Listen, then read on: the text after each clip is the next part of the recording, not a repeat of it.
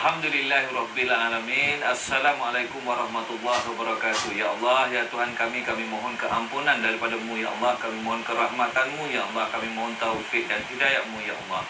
Ya Allah, Kau jadikanlah kami manusia yang sentiasa bersyukur kepada-Mu. Jadikanlah kami manusia yang sentiasa mencintai-Mu, ya Allah. Ya Allah, jika kami dipanggil oleh-Mu, tempatkanlah kami di kalangan orang-orang yang beriman dan beramal soleh. Masukkanlah kami ke dalam syurga-Mu, ya Allah. Syurga yang paling istimewa. Dan masukkanlah kami tanpa hisab, ya Allah.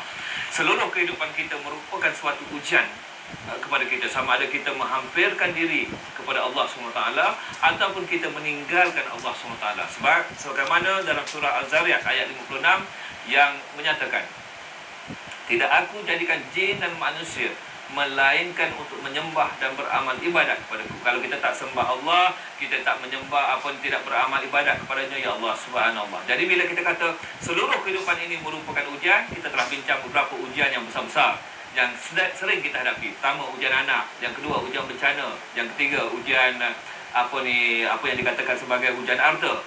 Dan pada hari ini saya nak sebut sedikit lagi beberapa ujian yang boleh kita bincangkan. Misalnya ujian kuasa. Ya Allah subhanallah, saya sendiri pernah berkuasa. Saya pernah jadi pengarah. Dan kuasa apa yang ada pada saya? Saya mempunyai bajet saya 20 juta, 30 juta. Saya mempunyai kuasa untuk mengambil kaki tangan. Saya mempunyai kuasa untuk tindakan tata tertib. Saya mempunyai kuasa, pelbagai kuasa. Saya mempunyai kuasa pada para pelajar saya. Saya mempunyai kuasa terhadap pemilihan tertentu. Jadi tuan-tuan dan puan-puan, dengan adanya kuasa seumpama ini, ia juga merupakan satu ujian. Kita suka, kita berkuasa, kita rasa, ya Allah, kita dihormati. Saya masuk dalam kampus ditablik oleh orang kerana kuasa yang ada pada saya. Mereka menghormati saya dalam konteks tersebut. Dan saya nak suka bercerita tentang satu peristiwa kerana kuasa. Saya didatangi oleh seorang tetamu ke rumah, pagi-pagi lagi datang ke rumah, dan dia menyampaikan satu hajat yang besar. Dia kata pada saya, Prof, saya nak minta tolong. Tolong apa? Tolong bantu anak saya untuk bekerja dalam tempat ini. Saya tak nak sebutlah namanya. Tempat yang saya bekerja. Dan saya katakan kepada beliau, baik, Ustaz, kalaulah saya ada 4 orang yang saya temuduga dan anak Ustaz yang keempat, untuk saya membantu beliau mendapat jawatan ini, saya perlu naikkan markah dia daripada katalah 70 markah sampai 90 markah untuk mengatasi yang 3 ini. Adakah saya berdosa? Ini soalan saya pada beliau. Saya cakap dengan sangat lemah lembut. Dan dia kata pada saya, berdosa, Prof. Jadi Ustaz nak suruh saya berdosa? Allah Ustaz, tolonglah, saya ada kuasa. Tapi kuasa Allah itu lebih besar mengatasi segala-gala kuasa yang ada di atas muka bumi. Kalau Allah kata dekat saya, matilah engkau Kamil, pada ketika saya menyalahgunakan kuasa, Allahu Akbar, ini tidak menghampirkan diri saya kepada Allah Subhanahu Wa Taala. Berapa ramai di antara kita yang diberi kuasa dan menyalahgunakan kuasa. Mudah-mudahan kita tidak termasuk dalam golongan yang rugi. Tuan-tuan dan puan-puan, dalam keadaan yang tertentu, kita berkuasa untuk memberikan rezeki pada orang. Dikatakan berkuasa untuk memberikan rezeki kerana kita mempunyai kata pemutus.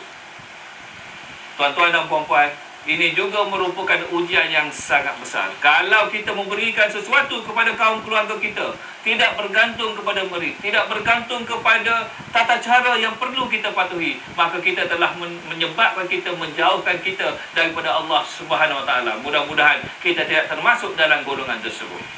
Dan juga ujian yang lain yang saya fikir sangat penting dalam kehidupan saya yang berlaku di sekitar saya, ujian ilmu. Saya berilmu. Kerana apa berilmu? Berilmu kerana saya belajar sehingga di peringkat PhD. Ramai orang lain juga berilmu dalam bidang agama. Orang berilmu dalam bidang matematik. Orang berilmu dalam pelbagai bidang. Tuan-tuan dan puan-puan, berapa ramai di antara kita yang sanggup menyampaikan ilmu tanpa mengira tempat, tanpa mengira lokasi, tanpa mengira keadaan masyarakat tersebut. Saya mempunyai satu pengalaman yang sangat menarik. Saya di universiti, tuan-tuan. Kami sering menjemput ilmuwan datang ke universiti untuk menyampaikan ilmu. Tetapi biasanya penganjuran kita serahkan kepada para pelajar. Saya minta para pelajar cuba kontak dengan penceramah ini. Saya hendak dia datang ke sini. Dan pelajar saya kembali kepada saya berkata, Prof, minta maaf Prof, saya sangat sedih. Dia kata pada saya, penceramah yang kami nak jemput ni, dia kata, you all ni mampu tak bawa saya pergi ke Segamat? Wah, menunjukkan betapa angkuhnya, betapa ya Allah subhanallah kita nak jemput dia untuk menyampaikan ilmu kepada para pelajar kita, tetapi ditanya soalan tentang bayaran yang sangat tinggi. Allahu Akbar, Allahu Akbar. Saya takut mudah-mudahan kami tidak termasuk dalam golongan tersebut yang mementingkan wang ringgit semata-mata berbanding dengan untuk menyampai ilmu. Carilah dalam Quran yang menyatakan bagaimana Rasulullah, bagaimana para nabi dan para anbiya untuk menyampaikan ilmu. Pernahkah dia bergantung kepada upah? Tidak, tuan-tuan dan puan-puan. Saya tidak menyatakan bahawa kita tidak boleh menerima upah, tidak. Tetapi janganlah kita meletakkan itu di atas segala-galanya. Hendaklah kita lakukan semata-mata kerana Allah, semata-mata kerana Allah, semata-mata kerana Allah. InsyaAllah ganjarannya akan datang sendiri. Jadi tuan-tuan dan puan-puan, kita telah membincangkan secara sempitah lalu ujian-ujian yang bakal kita hadapi. Dan kalau kita berjaya menghadapi ujian ini dengan mendekatkan diri kita pada Allah, insyaAllah kita akan hampir kepadanya, maka ganjarannya pada hari pembalasan besok. Tuan-tuan dan puan-puan, tanpa memahami bahawa seluruh kehidupan kita ini merupakan ujian, maka kita akan terkhilaf dalam menjalani kehidupan. Saya ingin membaca suatu ayat yang sangat menarik bila disebut tentang ujian, iaitu dalam surah Al-Baqarah ayat 155 hingga 156 yang bermaksud, demi sesungguhnya kami akan menguji kamu dengan sedikit perasaan takut kepada musuh.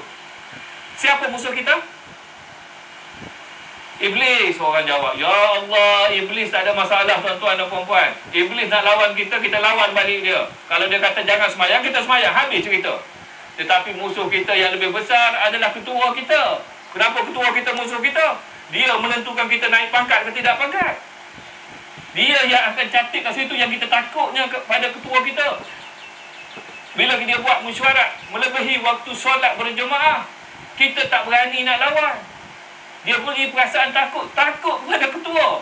Allahu Akbar. Ini yang lebih bahaya. Sebab apa? Kita tak berani, tidak mempunyai kekuatan untuk menentukan, ya Allah, boleh tak kita nak keluar sekejap untuk solat berjemaah?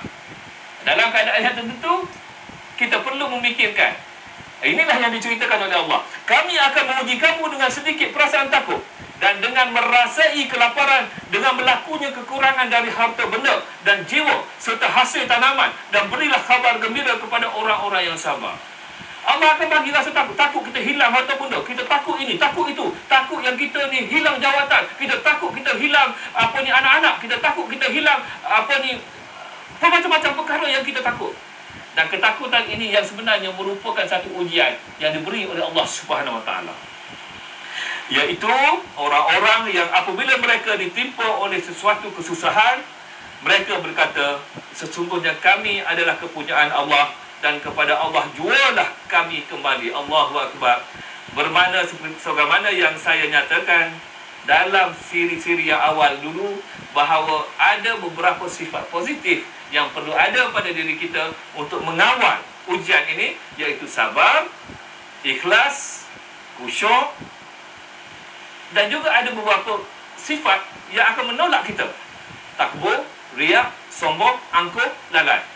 Mudah-mudahan kita akan sambung lagi perbincangan kita dalam konteks bagaimana ujian di sisi Allah ini selepas ini. Sekian. Assalamualaikum.